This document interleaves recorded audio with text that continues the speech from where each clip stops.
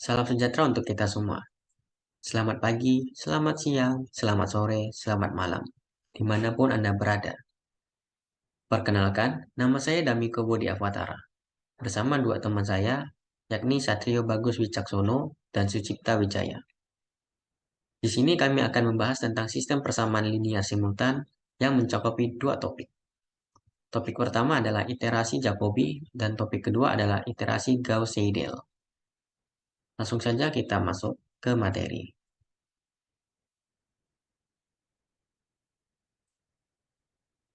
Nah, pada materi kali ini yang akan dibahas adalah tiga, yaitu iterasi Jacobi, iterasi Gauss-Seidel, dan iterasi Jacobi versus iterasi Gauss-Seidel.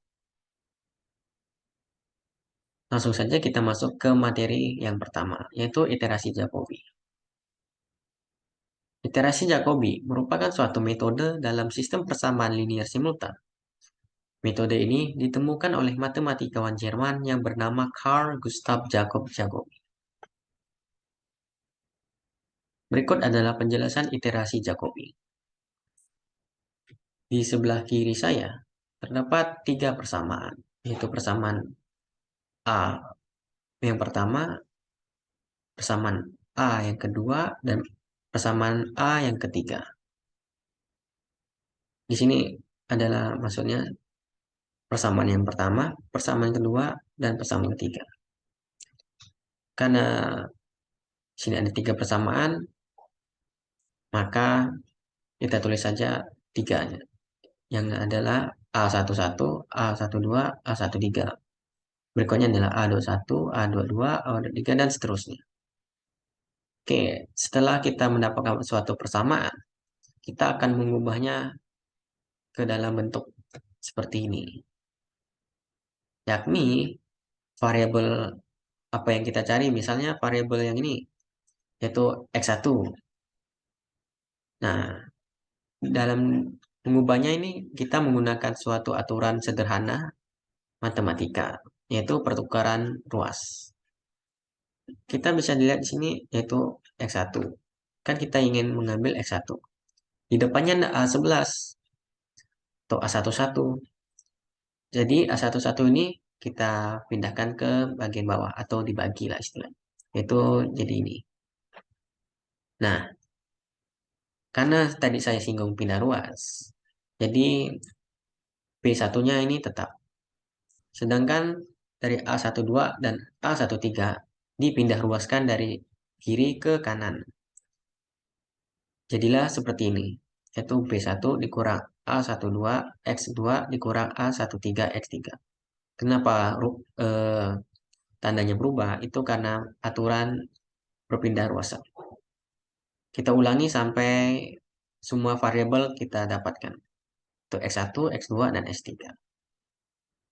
Nah, kan di namanya kan ada nama iterasi. Iterasi atau perulangan. Tentunya kita juga tidak mau terjadinya iterasi secara terus-menerus tanpa batas. Nah, jadi untuk mencegah hal itu, kita menentukan suatu batas. Nah, batas dalam iterasi Jacobi ini adalah nilai kesalahan, di mana iterasi ini akan terus-menerus dilakukan sampai nilai errornya atau nilai kesalahannya ketiga variabel ini, kalau sesuai contoh, itu kecil. Nah, untuk mencari nilai kesalahan bagaimana? Berikut adalah rumusnya, yaitu nilai error sama dengan XS kurang XSP dibagi XS dikali 100%. Di mana XS ini adalah nilai sekarang dikurang nilai sebelumnya dibagi nilai sekarang dalam dalam tanda mutlak dikali 100%. Nah, mungkin di sini agak kurang paham, jadi kita langsung saja ke contoh soalnya. Nah, contoh soalnya nih, kita lihat dulu persamaannya. Terdapat tiga persamaan dan terdapat tiga variabel, yaitu variabel X, Y, Z. Sama seperti tadi, kita ubah satu-satu. Kita ingin mencari variabel X. Seperti tadi, karena di depan variabel X ada konstanta 3, Jadi dipindahkan ke bawah atau dibagi jadi 3. 7-nya tetap, sisanya berubah ruas. Yang ini dari minus Y menjadi plus Y, ini jadi plus Z jadi minus Z. Begitu juga ke variabel berikutnya, seperti Y sama Z. Nah, setelah kita dapat ini, bagaimana? Kita masukkan nilai Y, Z, kita masukkan nilai X, Y, Z-nya. Nah, untuk pertama kali, kita akan menggunakan nilai 0 untuk semuanya. Jadi, X sama dengan 0, Y sama dengan 0, Z pun sama dengan 0. Tinggal kita masukkan ke yang udah kita ubah tadi. Misalnya X nih, X. Kita masukkan 7, tadi kan Y sama Z-nya kan 0. Berarti 7 ditambah 0 dikurang 0 dibagi 3. Hasilnya yaitu 2,333. 333. Lalu untuk variabel Y sama juga. Tinggal kita masukkan nilai X dan Z-nya. Minus 21 dikurang 4 dikali 0 dikurang Z dibagi minus 8. Karena ini tadi ya. Dapatlah hasilnya yaitu 2,625. Untuk Y yang ini. Lalu kita masuk ke Z nih. Kita masuk Z yaitu 15 ditambah 2 kali 0 dikurang Y bagi 5. Dapatlah hasilnya 3. Dari mana 3? 15 ditambah 2, 2 kali 0, 0. 15 tambah 0, 15. 15 kurang 15 kurang 0, 15. 15 bagi 5, 3. Seperti ini dia. Untuk iterasi yang pertama. Nah, kita balik lagi ke sini. Tadi kan kita udah dapat ya untuk ini, untuk nilai X, Y, dan Z-nya. Nah, kita kembali lagi ke sini. Hanya saja nilai X, Y, Z-nya kita tidak pakai 0 lagi. Tetapi menggunakan nilai yang sudah kita dapatkan tadi. Tadi kan Y yang ini, Y sebelumnya itu kan 2,625. Kita masukkan saja. 7 ditambah 2,625 dikurang Z-nya 3 tadi. Dapatlah hasilnya 2,208333. Untuk Y-nya juga sama. Minus 21 dikurang 4 dikali 2,333 dikurang 3 dibagi minus 8. Dapatlah hasilnya 4,166667. Sekian. Untuk Z-nya juga sama. 15 ditambah 2 di 2 dikali 2,33 dikurang 2,625 dibagi 5. Dapatlah hasilnya 3,408833. Nah, berarti kan kita udah dapat nih. Udah dapat 2.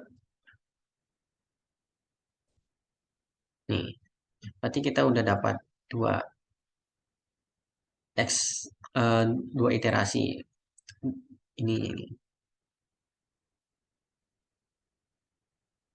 Ini seperti yang saya bilang tadi, kita masukkan ke sini, dapatlah hasilnya ini.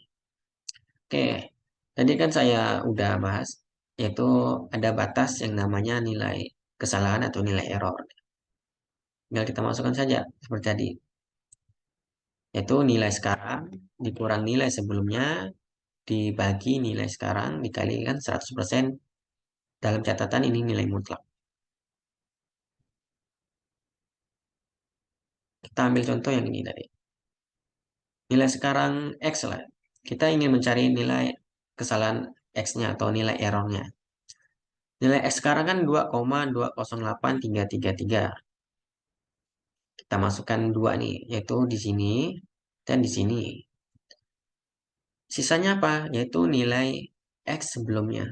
Kita balik lagi. Nilai X sebelum ini yaitu 2,333. Ya udah, kita masukkan saja ini. Kita hitung, dapatlah hasilnya 5,66%. Untuk Y dan Z-nya bagaimana? Y dan Z-nya juga sama. nilai sekarang yaitu 41,6667 dikurang nilai sebelumnya yaitu 2,625 dibagi nilai sekarang yaitu 4,1667 nilai dalam tanda mutlak dikali 100%.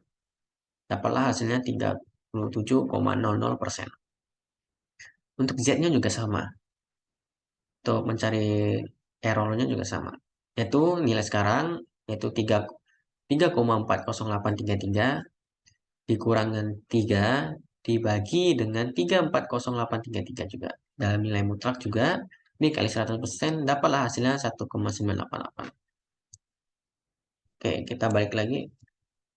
Nah, di sini kan ada yang bilang iterasi akan dilakukan terus-menerus sampai nilai kesalahannya kecil. Kita balik ke data ini. Nah, kita lihat di sini ya, kita fokus ke nilai errornya atau kesalahannya ketiga variabel ini, yaitu variabel X, Y, dan Z. Iterasi pertama tidak ada, tentu saja. Iterasi kedua, iterasi ketiga, iterasi keempat, sampai di sini, yaitu di iterasi 11. Kenapa ya sampai iterasi 11 saja? Karena bisa dilihat dari iterasi 11, yaitu dari 12 sampai 21 itu nilainya sama. Yaitu 0,0000 untuk semuanya. Jadi, kita cukupkan saja sampai ke iterasi 11. Itu sudah cukup. Di mana untuk semua nilai errornya, yaitu kesalahan X, kesalahan Y, dan kesalahan Z itu sama semua, yaitu 0,0 atau kesalahan paling kecil. Jadi iterasi kita menggunakan iterasi Jacobi sampai di sini saja. Materi selanjutnya akan dibahas oleh teman saya. Apabila ada kesalahan kata, saya minta maaf sebesar-besarnya. Sampai bertemu di video selanjutnya. Terima kasih. Assalamualaikum warahmatullahi wabarakatuh. Perkenalkan, nama saya Sucipta Wijaya dengan nomor NIM D10412111016. Di kesempatan kali ini saya akan sedikit menjelaskan mengenai metode iterasi Gauss-Seidel. Apa itu iterasi Gauss-Seidel? Iterasi Gauss-Seidel merupakan suatu metode penyelesaian dalam sistem persamaan linear simultan. Metode ini sedikit mirip dengan metode iterasi Jacobi, namun ada sedikit perbedaan, di mana nilai variabelnya diisi dengan menggunakan nilai sebelumnya. Berikut adalah penjelasan iterasi Gauss-Seidel. Pengerjaan iterasi Gauss-Seidel ini sama dengan metode iterasi Jacobi, di mana persamaan yang ada akan diubah bentuknya untuk mencari nilai variabel baru. Lalu untuk mencari nilai kesalahannya akan menggunakan nilai variabel baru dikurangi dengan nilai variabel sebelumnya, dibagi dengan nilai variabel baru. Dan nilai mutlaknya tersebut akan dikalikan dengan 100% untuk mencari persenannya. Dan iterasi tersebut akan dilakukan terus-menerus sampai dengan nilai kesalahan yang terkecil. Berikut adalah contoh soal untuk iterasi Gauss-Seidel. Terdapat 3 buah persamaan dan 3 buah variabel. Untuk persamaan pertama yaitu 3x dikurang y ditambah z sama dengan 7. Yang kedua, 4x dikurang 8y ditambah dengan z sama dengan negatif 21. Yang ketiga, negatif 2x ditambah y ditambah 5z sama dengan 15. Lalu langkah selanjutnya yaitu kita ubah bentuk persamaan itu untuk mencari nilai variabel baru. Untuk x-aksen yaitu 7 ditambah y dikurang z dibagi 3. Y aksen negatif 21 dikurang 4x dibagi z dibagi negatif 8. Untuk z aksen 15 ditambah 2x dikurang y dibagi 5. Lalu selanjutnya dalam iterasi Gauss-Seidel hampir sama dengan Jacobi, namun yang berbeda yaitu nilai tebakan awal, yaitu yang berlaku hanya untuk y dan z saja. Untuk nilai tebakan awal y dan z yaitu 0. Langkah pertama yaitu kita cari dulu nilai x-aksen. Nilai x-aksen ini rumusnya yaitu 7 tambah Y dikurang Z bagi 3, di mana Y dan Z ini kita akan gunakan 0 dulu, dan hasilnya akan didapat 2,33. Lalu, selanjutnya kita cari nilai variabel Y aksen. Nah, di nilai Y aksen ini, yaitu rumusnya negatif 21 dikurang 4X dikurang Z dibagi negatif 8. Dan nilai X-nya ini kita akan gunakan dari nilai X aksen, itu 2,33. Dan Z yaitu 0. Setelah itu akan didapat hasilnya 3,79167. Selanjutnya kita akan mencari nilai variabel Z aksen. Dan di nilai Z aksen ini rumusnya yaitu 15 ditambah 2X dikurang Y dibagikan 5. X dan Y ini, di mana X kita akan menggunakan dari X aksen ini 2,33 dan Y aksen 3,79167. Dan didapatlah hasilnya 3,175. Lalu kita akan melanjutkan untuk iterasi kedua. Pada iterasi kedua, kita akan mencari nilai X aksen lagi, di mana nilai X aksennya yaitu kita akan menggunakan nilai Y aksen ini 3,79 dan Z aksen 3,175. Kita akan masukkan ke sini dan didapatlah hasilnya 2,53889. Lalu untuk Y aksen, kita akan menggunakan nilai X aksen ini yang baru saja didapat dan menggunakan nilai Z aksen yang didapat sebelumnya yaitu 3,175. Lalu selanjutnya untuk nilai Z aksen, kita akan menggunakan nilai dari X aksen ini dan juga Y aksen ini, sehingga dapatlah hasilnya 3,15729. Lalu barulah kita bisa mencari nilai kesalahan. Untuk variabel X, kita akan kurangkan nilai dari X aksen iterasi kedua dengan X aksen iterasi ke-1. Dan dibagikan dengan nilai X aksen iterasi kedua. Diambillah nilai mutlaknya dan dikalikan 100% hingga mendapat persenannya yaitu 8,10%. Begitu juga dengan untuk Y, didapat 11,644%, untuk Z 0,56%. Karena masih belum kecil, kita akan ulangi terus hingga persenan kesalahannya yaitu sekitar 0%. Dimana kita lihat setelahnya ini perubahannya hampir tidak terlalu besar. Hingga pada iterasi ke-12 sudah tidak lagi berubah. Sebenarnya pada iterasi ke-7 ini sudah selesai karena sudah mencapai 0%.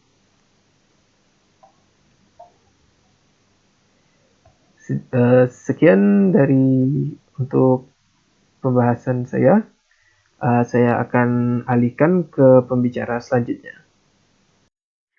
Assalamualaikum warahmatullahi wabarakatuh. Perkenalkan, nama saya Satrio Bagus Wicaksono dengan NIM D10412111034. Saya akan menjelaskan sedikit materi yang terakhir yaitu iterasi Jacobi versus iterasi Gauss-Seidel. Oke, langsung saja ke slide selanjutnya. Bisa dilihat dari tabel di depan ini, dapat disimpulkan bahwa iterasi Gauss-Seidel ini lebih efisien digunakan daripada metode iterasi Jacobi. Disebabkan iterasi Jacobi ini memerlukan sampai 7 iterasi untuk mencari mendapatkan nilai kesalahan terkecil. Sedangkan iterasi Gauss-Seidel ini hanya membutuhkan 6 iterasi untuk mendapatkan nilai kesalahan terkecilnya dari soal yang tadi teman saya bahas. Maka dapat disimpulkan bahwa iterasi Gauss-Seidel ini lebih efisien dibandingkan metode iterasi Jacobi. Mungkin sekian yang dapat kelompok kami sampaikan. Selebihnya mohon maaf. Wassalamualaikum warahmatullahi wabarakatuh.